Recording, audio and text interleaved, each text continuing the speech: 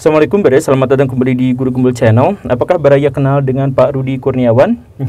Mungkin kenal, mungkin tidak, tapi saya kasih tahu Baraya bahwa Pak Rudi Kurniawan itu adalah orang Indonesia yang menjadi salah satu penipu terbesar sepanjang sejarah di Amerika Serikat.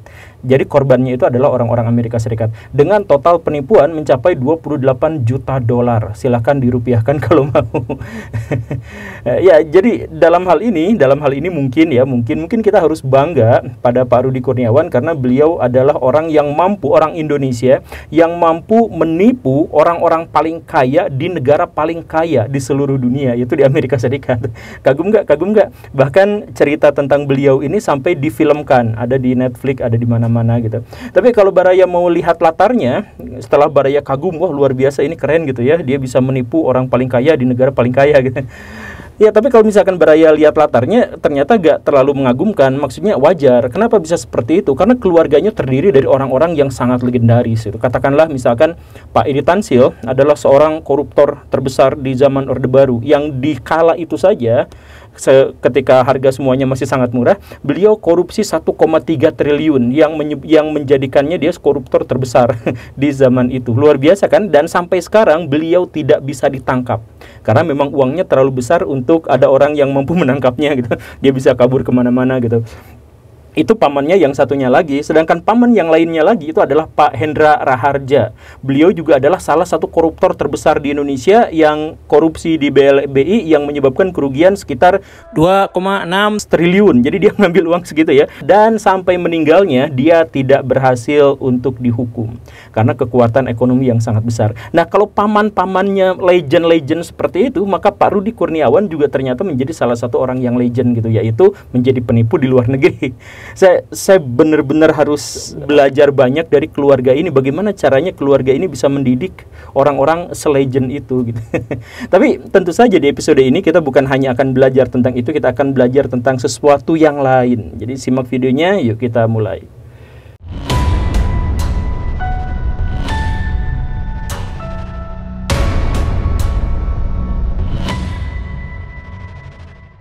Pak Rudi Kurniawan lahir 11 tahun lebih awal daripada saya, dan di tahun 1998 dia kuliah di Amerika Serikat jurusan di Universitas. Nah, setelah lulus dia seharusnya dia disuruh pulang karena memang visanya adalah visa pelajar, tapi dia memilih tinggal di Amerika Serikat sebagai orang ilegal gitu. Dia tinggal di situ ngapain? Dia punya hobi yang sangat luar biasa, yaitu minum anggur, dan bahkan dia suka pada anggur-anggur mewah. Dia dalam waktu yang sangat singkat langsung mendapatkan reputasinya sebagai pencium anggur gitu. Jadi dia bisa membedakan mana anggur yang asli, mana anggur yang palsu, mana anggur yang mahal, yang murah, dan hal yang sebagainya gitu. Maka di tahun-tahun 2000-an itu dia mulai langsung bisnis anggur. Dia jual beli anggur, dan lama-kelamaan bisnisnya naik karena dia memang memiliki kemampuan yang sangat luar biasa dalam memilah anggur gitu. Makanya dia disebut sebagai orang yang gudang anggurnya itu adalah gudang anggur terbaik di seluruh dunia. Dia reputasinya soal peranggur-angguran itu luar biasa. Saking luar biasanya dia disebut sebagai Dokter Conti. Conti. Dokter Conti. Kan kok kalau Conti di Indonesia ya, tapi Conti itu kan sebenarnya adalah nama belakang dari sebuah merek bir di Perancis yang Conti ya. Tapi kalau di Indonesia pikirannya jadi aneh. Tapi intinya bahwa beliau itu memang sangat ahli dalam bisa merasakan, mencium, memilah anggur yang sangat mahal dan yang sangat murah. Karena itu dia ikut dalam pelelangan dan dia selalu didengar nasihat-nasihatnya. Kemudian dia juga suka mentraktir orang dengan anggur-anggur yang paling berkualitas. Dia juga diminta oleh rumah lelang untuk bisa memverifikasi ini anggur yang kayak gimana, dia memberikan review apa segala rupa. Pokoknya semua hal tentang anggur dia benar-benar tahu, dia benar-benar paham, dan dia benar-benar luar biasa dalam hal perangguran itu gitu. Jadi dia mulai lelang gitu ya. Pak, ini adalah anggur dengan rasa terbaik di seluruh dunia. Usianya ini seusia megalodon, Pak. Jadi kalau Bapak coba ini, Bapak pasti akan hausnya hilang gitu. Misalkan yang seperti itu. Atau Pak, ini anggur ini lulusan Harvard University, ini udah kualitasnya udah jempolan bla bla dan sebagainya. Jadi dia benar-benar tahu. Kan Ya kita sebagai orang yang awam gitu cuman tahu bahwa anggur-anggur itu atau wine itu kan semakin lama usianya, jadi disimpan di satu tempat semakin lama maka semakin enak, katanya semakin bagus, semakin mahal, katanya seperti itu. Nah dia tuh tahu persis ini anggur yang segini mereknya ini apa segala rupa itu tahu, makanya dijulukinya Dokter Conti. Dokter Conti. Ya, terus dan ini saking luar biasanya, saking dipercayanya dia itu adalah orang yang memegang rekor 2 kali sebagai orang yang menjual anggur. Jadi di rumah lelang dia pernah memecahkan rekor sebagai penjual anggur termahal di dunia tahun 2006, dan beberapa bulan kemudian dia memecahkan rekornya sendiri. Jadi ini orang ini udah bener-bener jago, udah bener-bener brilian gitu. Tapi yang sangat luar biasanya itu adalah bahwa dia tuh sebenarnya pengoplos.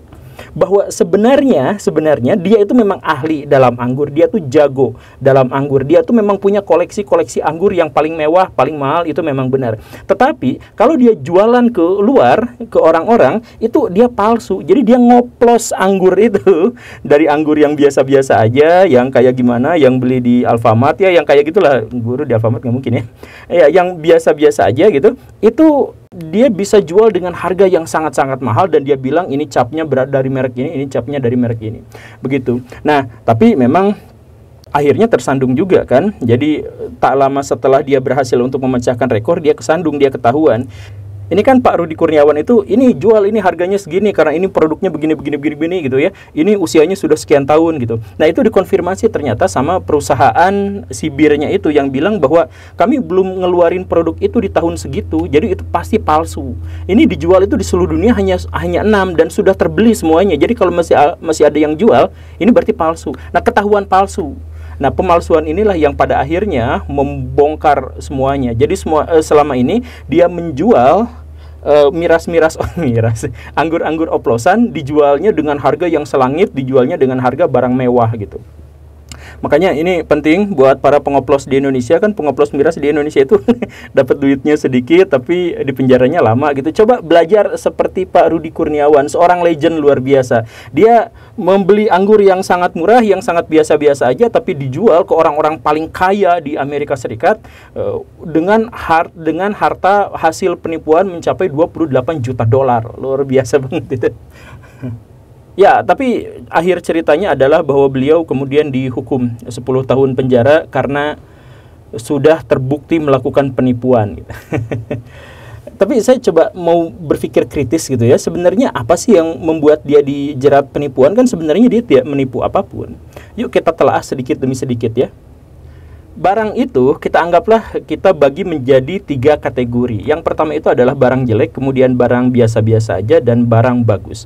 Dari mana kita bisa mengetahui ini barang bagus, barang jelek, dan sebagainya? Dari fungsinya, apakah fungsinya bisa dijalankan dengan baik, dan dari durasi pemakaiannya, apakah dia awet atau tidak gitu. Jadi kalau misalkan barangnya gampang rusak berarti jelek, kalau barangnya ya biasa-biasa aja berarti masuk sedang, kategori medium gitu. Kalau misalkan barangnya tahan banting apa segala rupa maka disebut sebagai barang berkualitas bagus, begitu kan? Nah, kemewahan atau barang mewah itu di luar itu semua. Kemewahan itu tidak terkait dengan kualitas barang, tapi terkait dengan prestis yang ada di sana. Dan prestis itu bisa muncul gara-gara misalkan karena barang itu eksklusif, barang itu memiliki nilai sejarah, atau barang itu memiliki cita rasa yang khas, atau barang itu dianggap memiliki karakteristik yang berbeda gitu. Ya misalkan hal-hal yang semacam itu. Nah, kemewahan itu sebenarnya tidak ada hubungannya dengan kualitas barang. Ini biasa-biasa aja. Yang membuatnya itu menjadi mahal, disebut mewah dan sebagainya, itu adalah gara-gara dia memiliki cita rasa yang berhubungan dengan keinginan atau kepentingan atau imajinasi subjektif dari setiap orang. Maka dari itu, maka barang-barang mewah itu sebenarnya mewah sesuai dengan subjektivitas orang gitu. Jadi misalkan ada barang mewah, permen karet bekas Sir Alex Ferguson pas dalam pertandingan MU yang terakhir, itu kan barang mewah karena cuman bekas permen karet doang, dijualnya harganya sangat mahal. Kenapa dia bisa menjadi sangat mahal? Karena ada nilai historisnya di situ, ada cerita di baliknya bahwa ternyata itu adalah permen karet terakhir dari seorang pelatih paling legendaris di MU, misalkan gitu ya. Jadi fans MU itu menganggap bahwa permen karet itu adalah sesuatu yang sangat mewah, prestisnya tinggi, begitu. Atau misalkan kita melihat ada lukisan Mona Lisa, sebagian besar di antara kita itu nggak ngerti di mana itu bagusnya, mewahnya itu di mana, kenapa itu disebut mahal tuh dari mana.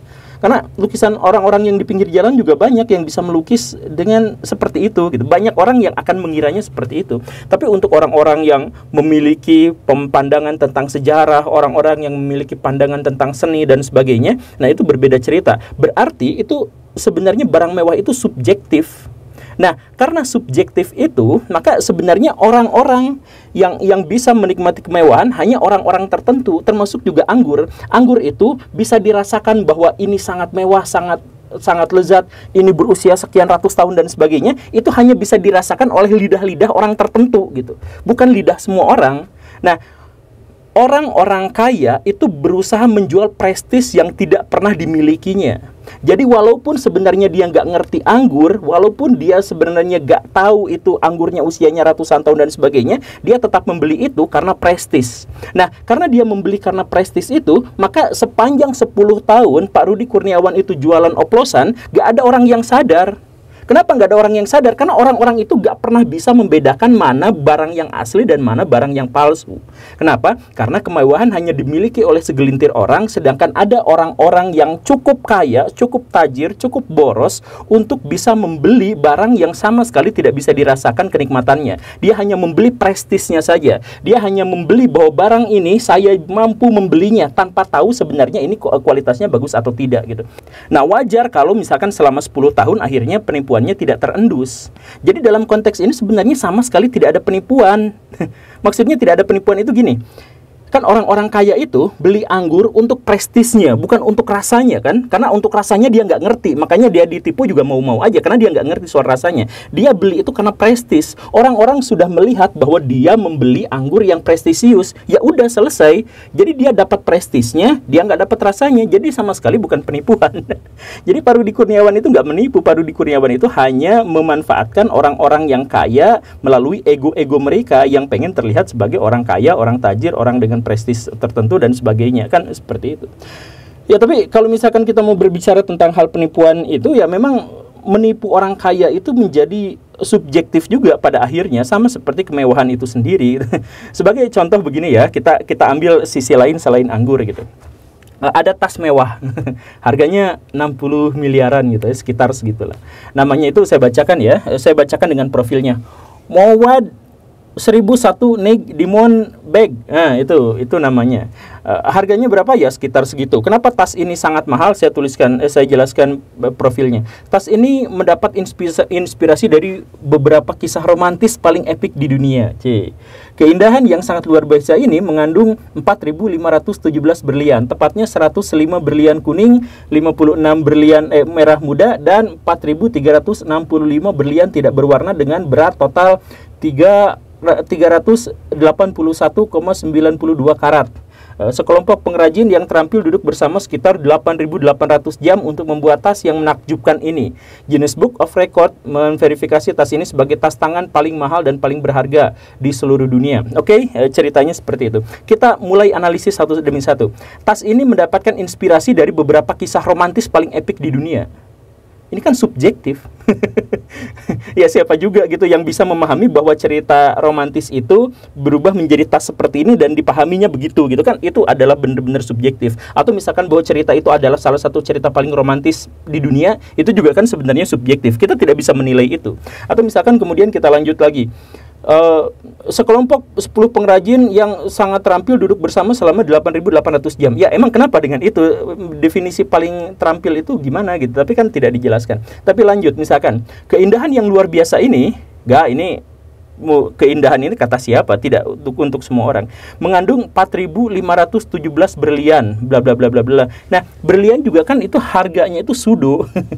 Jadi kan berlian itu awalnya dianggap sangat mahal karena dianggap langka. Aslinya berlian itu nggak selangka yang seharusnya. Makanya harga berlian itu lebih mahal daripada seharusnya.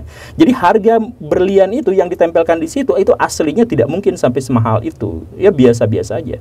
Tapi jadi artinya apa? Ya ini tergantung selera saja. Termasuk juga nanti ya kemudian dilanjutkan bahwa tas itu kecil banget. saya nggak tahu apa barang yang bisa disimpan di tas itu gitu. Jadi itu sebenarnya adalah tas untuk pamer aja, karena isinya, fungsi sebagai tasnya itu kita tidak mengetahui itu apa gitu kan. Nggak bisa buat nyakuan Burj Khalifa gitu kan, nggak bisa nyakuin kapal tanker, jadi nggak bisa, itu kecil banget. Nah jadi nggak ada fungsinya, nggak ada faedahnya, nyimpan satu lipstick doang paling di situ. Nah, tapi lagi-lagi harga tas itu dijual dengan sangat-sangat mahal, oke? Nah, kenapa sangat mahal? Ya karena masalah-masalah pribadinya, masalah-masalah egonya, masalah prestisnya, bukan fungsinya. Itulah karakteristik dari barang mewah. Jadi kalau misalkan ada nggak orang yang mungkin bikin tas yang seperti itu, tapi palsu, kan udah dapat prestisnya, ya bisa aja karena yang dijual bukan fungsinya tapi prestisnya. Ya udah, jadi ada bapak-bapak koruptor ngasih hadiah ke istrinya tas palsu yang kayak gitu, nah si istrinya kan udah dapat prestis, ya udah selesai gitu. Jangan nanya soal asli atau enggaknya, kan yang dapatnya udah prestis gitu. Ya itu mah sindiran gitu ya. Ya, tapi intinya adalah dalam hal ini kita mudah sekali untuk memperdayai orang-orang kaya yang masih ngejar-ngejar prestis gitu. Karena dalam konteks itu banyak orang-orang kaya yang berusaha untuk membeli selera walaupun itu di luar keinginannya, walaupun itu di luar ekspektasinya. Dia nggak ngerti di bidang itu, dia nggak punya kompetensi di bidang itu, tapi dia beli aja gara-gara prestis itu gitu. Nah kalau misalkan ada pencuri-pencuri, ada penipu-penipu yang berusaha untuk menipu orang kaya atau mencuri orang kaya, saya pikir dalam hal ini mereka akan mendapatkan mangsa yang jauh lebih empuk gitu. Dan itulah alasan kenapa saya heran, saya nggak ngerti dengan kelakuan saya sendiri. Karena saya nggak ngerti dengan pikiran orang kaya. Terima kasih karena sudah menyimak. Saya Guru Gembul. Assalamualaikum warahmatullahi wabarakatuh.